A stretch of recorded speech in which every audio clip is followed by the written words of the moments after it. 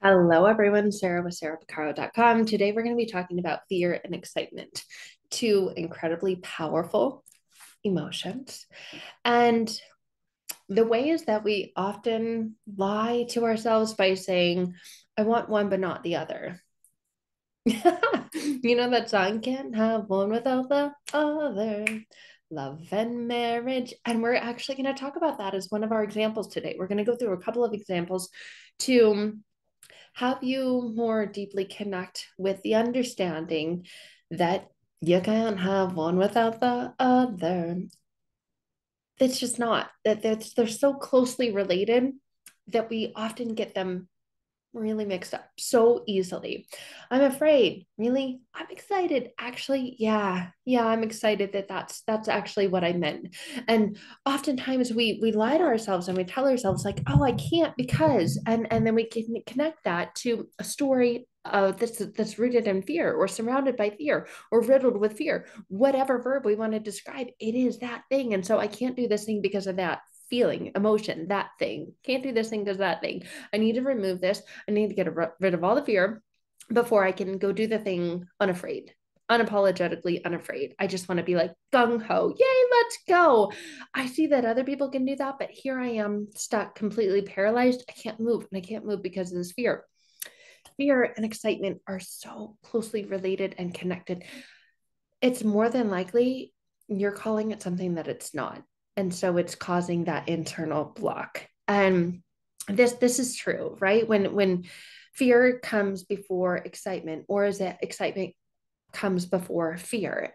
Which one is it, right? It becomes that chicken egg analogy. And through the chicken egg analogy, we're like, which one is it? And you can say, well, it's this because, and you talk to someone else and they say, well, it's that because. And you both get to be right. And that's frustrating because there's this, I want to be right, I want to get it, I want to deeply understand it, but in this situation it's this, and in that situation it's that, so which one is it? Yes. Well, what am I supposed to do with that? Right? I'm afraid. Right. And you're excited. Well, I mean, what was that? Right. And you start to feel this internal shift of like, who is it this? Is it that? Is it this? Is it that? Is it that? Or is it this? I don't know. And some examples of when this happens, right, are love and marriage. Think about if you've ever been in love before, whether you're married or not, whether it led to marriage and you're divorced, but you were obviously married at one point, and that day was a super exciting day. It was a day that you thought, it's the first day of the rest of our lives together forever till death do us part. Well, sometimes we part before death, right? And then we're like, oh no, I'm afraid I don't want to die, but that's my parting from this earth physically. So, I'm afraid, right? Or are you excited to live every day? Or are you living waiting to die? Who knows? See the way that our mind just goes around and around. So think about the first day that you met your spouse. At that point, some point in time before you knew about them, there was a time that you didn't know about them, and a time that you met them, and a time that you had your first date, and a time that you had your first kiss, and a time that and then another time that and then maybe a time that you bought a home and that you had the babies, and then a time that you went on this incredible vacation, a time that you went on your honeymoon, and a time that you got married, and all of these incredible things. Those are scary things, right? Because the emotion, the energy, and the way that you experience the emotion and energy around the particular situation. First time you kissed your spouse, I doubt it was on the wedding day. So there was a time that you experienced that butterflies in your stomach, that I didn't even know I was holding my breath. Oh my God, how long have I been not breathing for? Oh my God. And the time that you got so excited, but it was the build up to it, the momentum, the build up to it, the energy, the excitement around it. Was it fear? Were you afraid that your breath smelled bad? Afraid that you used too much tongue? Afraid that you like, weren't doing it right? Or was it excitement afterwards that you called your best friend and you're like, oh my God, this is the one. And then it actually turns out that was the one. And then you're getting married. Oh my God, I'm afraid now. Like everything is going to change. What? Oh my gosh, right? Is it fear or is it excitement? Or does it just get to be both because they're so closely connected and related? Maybe because they both have such powerful meaning in your life. They give you such powerful insight to your deep desires and the things that you care about and the path that you care about your life being on. So first comes love, then comes marriage. My daughter sang this song the other day. Then comes the baby playing basketball. I'm like, yeah, baby.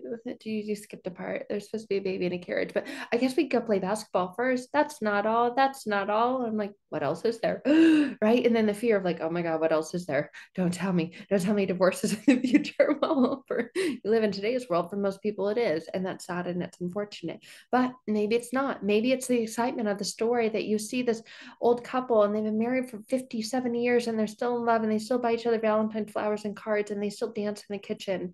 And you're like, ah, that's so exciting. Oh my gosh, I desire that. I want that. How do we get that? Well, you got to get through the hard times, right? The scary times, the fear-filled times. And you've got to get through it with trust and with grace and lots of other things. But think about another example is when you are a little kid. My daughter asked me about driving, but she's 6. She's a backseat driver, literally. Like she's in her back seat, right? In the car seat, in the booster seat, she's in the back. And then one day she's going to graduate from the back to the front.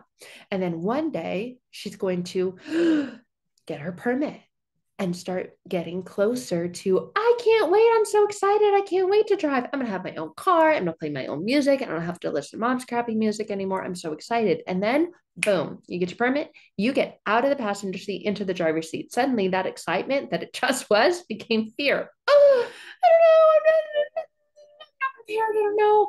Well, what happened in the excitement? Where did it go?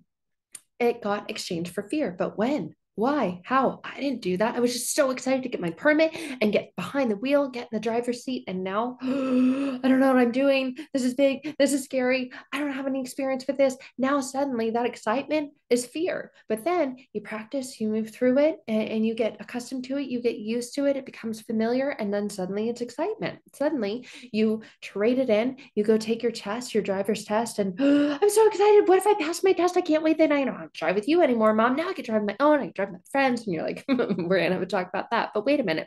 That was excitement. But then you get into the car with the little guy who's got his clipboard and he's checking off. And it's like, oh, I'm so scared. I'm so scared. I'm so scared. I'm so afraid. Even though you've already had so many times of practicing this and getting used to it and having it become more comfortable and more familiar, suddenly that excitement is now fear again. What? How does this happen? Like, how does it switch from this to that? I don't know, but it does. And it does because they're so closely connected and related because it's an expression of a desire. I desire to drive my own. I desire to have fun with this. I desire to play my own music and to go my own places without you nagging me about where I'm going to go, when I'm going to be home, and yada, yada, yada, yada, yada, right? But that fear is excitement. And then I remember that first drive on my own solo. I remember the fear of getting on the freeway. And my parents were like, no, well, not so much my mom, but my dad was like, it's more exciting to drive on the freeway, honey. Everyone is going the same way. You don't have to worry about anyone turning in front of you. You get to worry going faster. The freeway is better. And I'm like, oh, freeway is scary. But then the first time I got on it, it was so exciting to go, a little bit above the speed limit, which is 65. And we're not going to say what I went. I'm not even sure what it was, but it was exciting. It was like, he's right. This is exciting. You get there faster. You don't have to worry about the fear of getting T-boned at an intersection because on a freeway there are no intersections. This is more fun than exciting, but it's also scary. You see an accident on the freeway, boom. Ooh, scary, right? Suddenly it becomes fear. And so there's the permit and then the driving the car. And then I remember the first time getting in a car accident. Before that, I was so excited to drive. After that experience, fear, getting behind the wheel again. So you see how it goes from excitement to fear, excitement to fear. What about the first day of school? Oh my God, I'm not going to know anyone who's going to be in my class. Well, that's fear. First day of school, fear, butterflies, jitters. Who's going to be in my class? What is my teacher going to be like? Are they going to like me? Is this going to be a fun year or is this going to be the year from hell? I don't know. So many fears around the first day of school. But then you go, you get through it, you make it through it, you're still alive, you're alive and well, and you get to know people, or you don't. You get to know people and you get to know that you don't like them and they're not too hot or keen on you either. And then it becomes fearful and dreadful to go to school every day, or it becomes exciting because you look forward to it because you're like, I get to see my friends today. This is exciting. And all of that build up leads to graduation. Graduation's exciting, but it's also fearful because it's like at the end of that chapter, the end of that road. And then where are you going to go? Huh? You're not coming back to school every day. You've made it through all the days that you need to go to school. So I'm super excited for graduation, but I'm also scared and afraid because This is the beginning of something and the end of something that I've known, that I've become comfortable with, that I've become familiar with.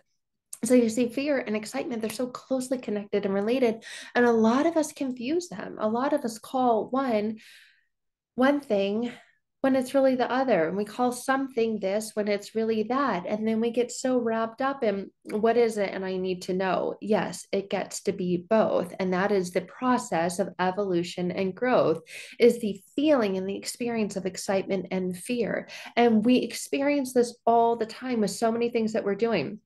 I was pregnant, got knocked up. Yay. Oh no. What am I going to do? I'd never taken care of a child before, except for like an hour. And then I gave it back and it wasn't mine. So it was like, it really didn't matter. I couldn't mess it up. So exciting. I'm going to be a first time mom. Oh my God, I can't wait.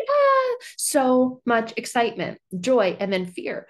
What if I mess this baby up? What if I don't know how to do this? What if I don't have what it takes? All of those fear filled thoughts.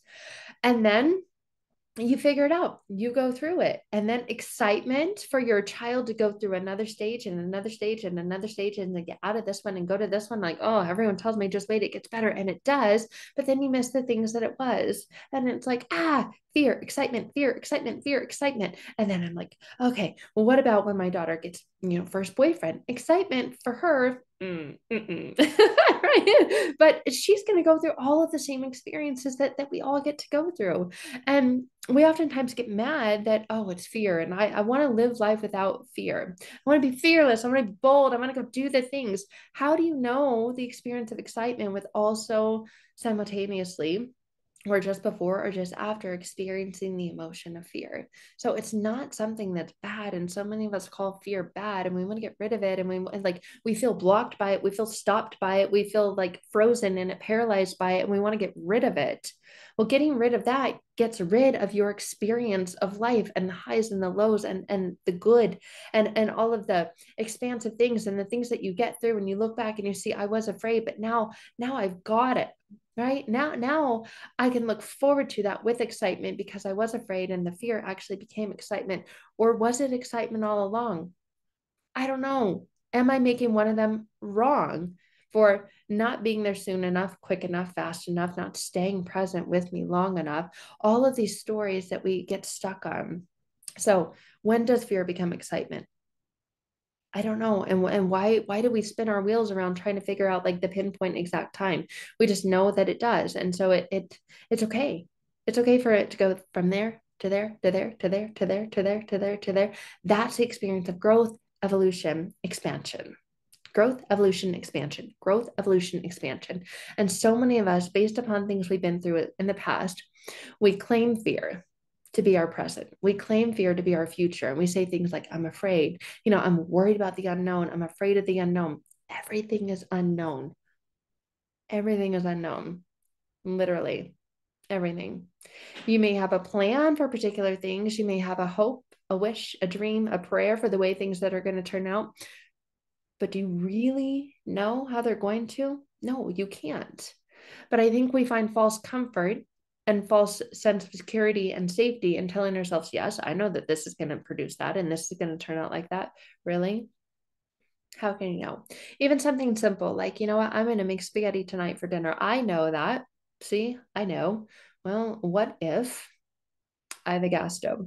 What if something happens with the gas and that I turn and there's no, right? Okay.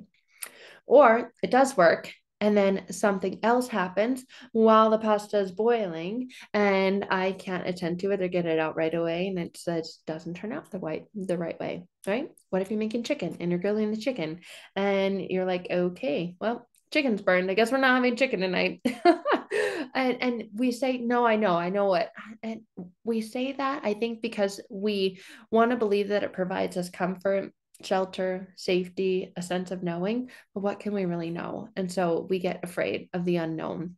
There's no reason to fear the unknown because it's so closely connected and related to excitement. And when we learn to really trust, to just trust that it gets to be this or something better, we stay open, we stay expanded, we stay really aligned with life. We stop fearing it. We stop feeling frozen by it, paralyzed by it. We stop feeling like we can't move because of it. We can. Look at all the times in the past where you have felt afraid and then you felt excited and then you felt afraid again and then you felt excited again and then you felt afraid and then you felt excited again. It's about holding this duality and recognizing and realizing fear and excitement are so closely connected and related. They're besties, and you can't have one without the other. So why try to get rid of it?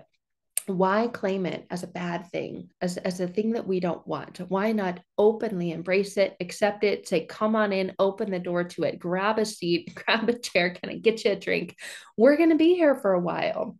You're going to be in my life for all of my life. Not, I want to get you out. I want to shut the door on your face. And so many people want to do that, or they feel like I can't do this thing that I want to do, desire to do because I'm afraid. Good, because fear is really courage, and that courage creates excitement. Think about it. When you went on your first date, you had the courage to say yes. You had the courage to get dressed. You had the courage to show up. And that first date led to lots more dates. That first date led to the first kiss. That first kiss, that first date led to saying, yes, I'll see you at the altar. It led to getting married. It led to babies, and it led to excitement. If you had babies, not everyone has babies. The babies are not for everyone, but you get my gist. You get what I'm saying.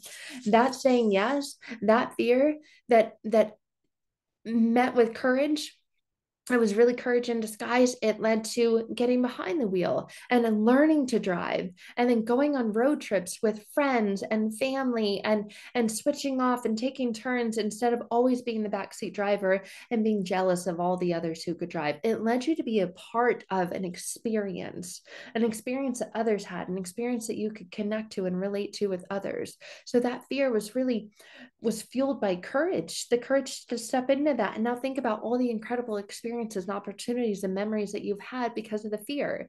And the fear, the courage, and the excitement, all the vacations that you went on, all the sights you got to see, and all the places you got to be. So don't get rid of fear in your life. You can't, even if you tried. But when we stop making it wrong, when we stop claiming that we desire to live without it, we really open up our lives to the true expansiveness that that life wants to bring you. It's all of these emotions and these feelings and these sensations and these stories that we try to get rid of are a part of what make us us. So fear and excitement, they're so beautiful. They're so beautiful. And you can't truly just always live in excitement mode. But the things that you're afraid of can often be the fuel for the greatest things, the things that lead you to experiencing the most excitement. And then you're going to have another step. I'm afraid again. Yes. And then that leads to excitement. Oh my gosh, now I'm here. I'm afraid again. I know. And that's going to lead to excitement. And I'm afraid again. Good. You should be. And then that's the journey of life. So fear, excitement, fear, excitement, fear, excitement, fear, excitement. Otherwise, you're just trying to hop around on one foot. And that's a really tough life to do, right? When you're just saying, no, it's this, not that. So embrace that it gets to be both, and embrace that when you feel one or the other, neither one is going to last forever, and one supports the other. They're co-creative, they're collaborative, they get to be together and they get to be a part of all your experiences. So stop trying to get rid of your fear. Okay, sending you all the love. And when you're ready to do the deep transformational emotional intelligence work and really get in alignment with your life and get in alignment with the things that you're fueled by, that fill your passion, and you're ready to get rid of the roadblocks that you are calling I can't because, and they're wrapped around a story of fear, let's connect. We'll do the deep internal emotional shifting and work so that you can navigate through this beautiful journey and experience of life with both fear and excitement. All right, sending you so much love. That's it for today. Bye for now.